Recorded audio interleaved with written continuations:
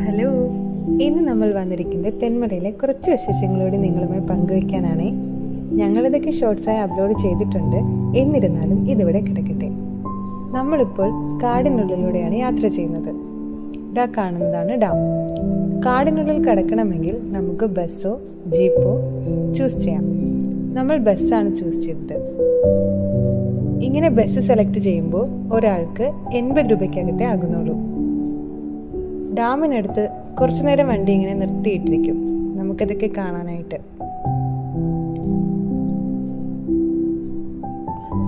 നമ്മൾ ചൂസ് ചെയ്ത ബസ്സിൽ നമ്മളോടൊപ്പം മറ്റു 2 ഫാമിലിയും കൂടി ഉണ്ടായിരുന്നു. ഇങ്ങനെ പോകുമ്പോൾ ദാ അങ്ങനെ അവന്മാരൊക്കെ ഇങ്ങനെ വഴിയിലിരിപ്പുണ്ട്, കുട്ടിക്കുരങ്ങന്മാർ. ബസ് ചെന്ന് നിൽക്കുന്നത് ഇത്ര മനോഹരമായിട്ടുള്ളൊരു സ്ഥലത്താണ്. നമുക്കിവിടെ 45 മിനിറ്റ് സ്പെൻഡ് ചെയ്യാനായിട്ട് പറ്റും.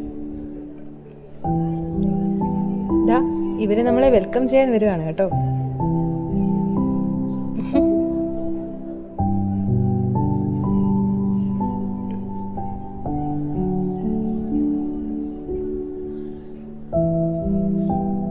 നല്ല തണുപ്പാണ് ഇവിടെ ഇങ്ങനെ നിൽക്കാനായിട്ട്, നല്ല ഭംഗിയുമാണ്.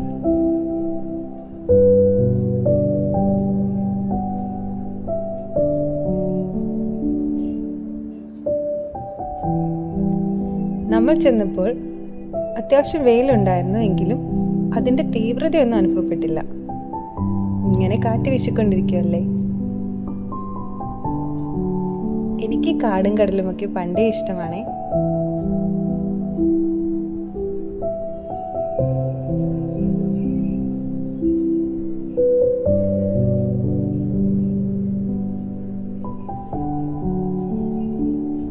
നല്ല തെളിഞ്ഞ വെള്ളമാണ്, തണുത്ത വെള്ളം.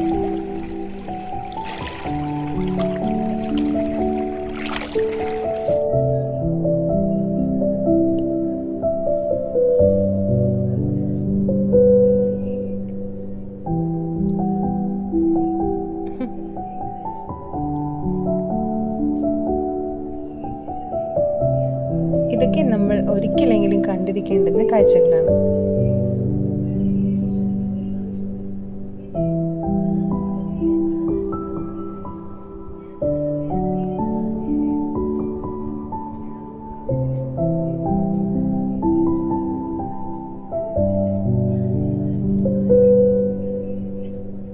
അവിടെ നമുക്ക് ഇറങ്ങാൻ സാധിക്കും വെള്ളത്തിൽ. ഒരുപാട് ആഴമുള്ളിടത്തൊന്നും ഇറങ്ങാൻ പാടില്ല.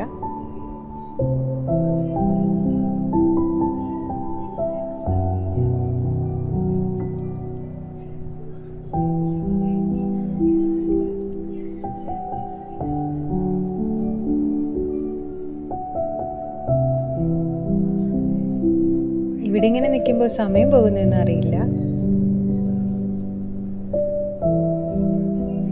ഫോട്ടോ ഒക്കെ എടുക്കാനാണെങ്കിൽ ഒത്തിരി സ്ഥലങ്ങളുണ്ട്.